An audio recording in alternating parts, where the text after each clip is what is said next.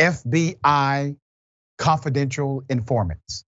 Well, according to a report, some of them are felons who are in fact infiltrating Black Lives Matter. Let me take you to the first video. Here it is. Special Agent Scott Dahlstrom with Special Agent Byron Mitchell, CHS, for meet with Zebedias Hall. Thank you. You can hear this, so I put it in my front pocket, right? Yeah. Okay, got it. See how nice and slender they are?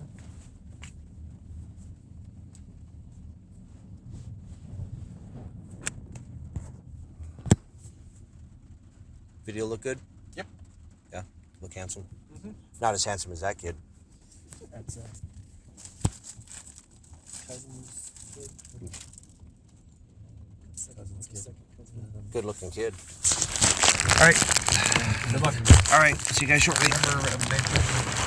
Yep, I got it. Thanks, Mom. Thanks, Dad.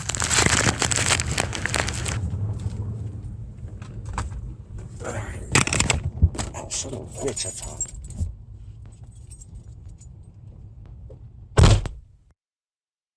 Put his picture up, full mask. Everyone, strap in.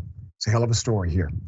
Convicted sex offender Mickey Windecker traveled around Denver in a silver hearse full of guns, attempting to lure racial justice protesters to commit violence against the police in the summer of 2020. The catch is he was working for the federal government, according to the information present. Reporter Trevor Aronson obtained that video from an anonymous source. You just saw the informant Mickey Windecker talking with two agents of the FBI, reading to record Black Lives Matter protester Zeb Hall smoking a cigar and hopping in his hearse full of guns. The Intercept reported that Windecker touted his military history fighting with Iraqi Peshmerga. He showed off his prison tattoos, trying to win trust with Black Lives Matter protesters. This all took place Denver, 2020. Once again, Aronson obtained FBI receipts for Windecker, who was paid more than $20,000 for infiltrating racial justice protests that summer. Here's a direct quote from Trevor. It says, the FBI aggressively pursued racial justice and left-wing activists based on nothing more than First Amendment protected activities.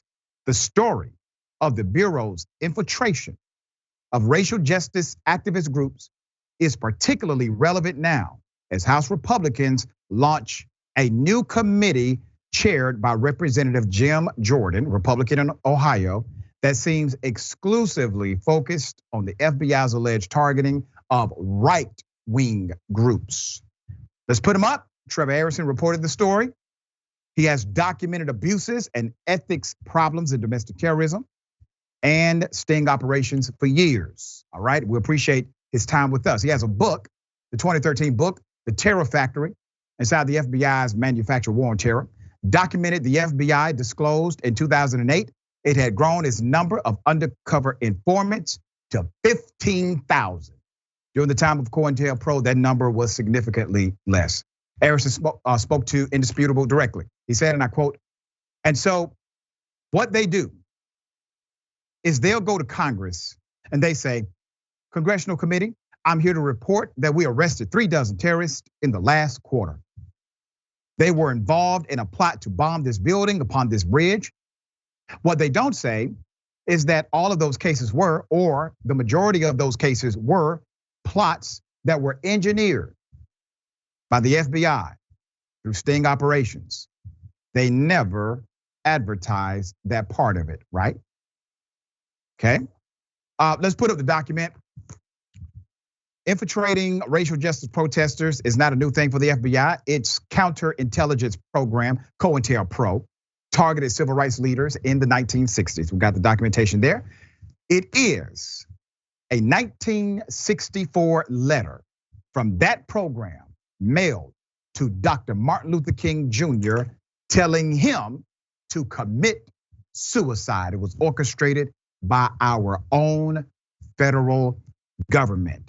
Dr. King was threatened with exposure of personal dynamics that may have been embarrassing. This was an ongoing saga. It's part of multiple documentaries that involve the story of Dr. King. Dr. King, however, did not stand down. The US Senate's Search Committee, or Church Committee, determined COINTELPRO, which ended in 1971, was illegal. They utilized illegal tactics according to the same government. Arison's work notes that congressional oversight of the FBI has lapsed since 9/11/2001. Let's put it up. Indisputable spoke with one of the subjects of the Denver sting operation on Zoom, Mr. Zeb Hall, okay? Hall described how Mickey Windecker tried to escalate their protest to violence. Hall says he was suspicious, but when Windecker outlined a plot to assassinate the Colorado Attorney General, he panicked. When he asked me to kill Phil Weiser, I was too afraid to back out. And I didn't understand completely because I never bought a gun before. He said he had diplomatic immunity. He showed his pictures of him fighting ISIS and these people over there. But I wouldn't have gotten the gun if I wasn't scared, dude. Like I said, it's not every day someone asks you to kill a public official. Hall declined to participate in the plot, but agreed to buy the informant a handgun to deter him from telling other protesters he was a snitch. Hall says he thought Windecker would turn the protesters against him. When Hall says he tried to approach his congressperson about what happened, he says she told him not to speak with her. It's funny, Zeb Hall says, a week before I got picked up, I shared something. I started talking about the Gretchen Whitmer incident online. And about a week later, after sharing this on a group called Black Atheists and Agnostics United, they arrested me. Hall, who had no prior criminal record, pleaded guilty to a felony of buying a firearm for a felon. He still is on probation for that. He bought a firearm for a guy who was an informant. Isn't that interesting? The FBI National Press Office would not comment, let's put it up, to Indisputable about Arison's reporting. They responded to Indisputable and they said, hey, the FBI does not have a comment, respectfully, FBI National Press Office. Okay. We are still awaiting a response from the Department of Justice. Here is Attorney General Merrick Garland and the Director of the FBI, Christopher Wray. Buck stops with them, okay? We deserve answers. We deserve answers. There are legitimate operations, obviously, that law enforcement agencies are engaged in. There are legitimate plots that they have not only uncovered, but they have been able to stop. This sounds completely illegitimate. Answers are needed now. We will continue to follow this story. We do have a significant connection to those who are willing to talk. And there are many members of the FBI, many agents in the FBI who care deeply about this country and the direction it's headed in. And they don't want it to go there. All right, Ben, thoughts here? Well, counterintelligence is the right phrase because it's so counterintelligent to infiltrate your own social justice movements in your own country and try to create narratives that fit what you want to believe about a group of people simply fighting for their rights. I mean, what a shocker that under Donald Trump's administration, there were FBI agents sent in to infiltrate protests and tried to make them violent so that Trump could say they're violent. Law and order, get out in those streets and crack down what, our own guys that are infiltrating with a hearse filled with guns? I mean, yeah, you're gonna find guns if you bring the guns. That's one of the basics of how physics work.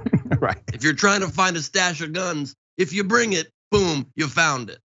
So I really do hope more comes out about this. And like you said, there's legitimate reasons to go undercover of things that might be trying to overthrow parts of our government, might be trying to commit crimes, murder, espionage, not fighting for rights. Let those play out. Let those play out.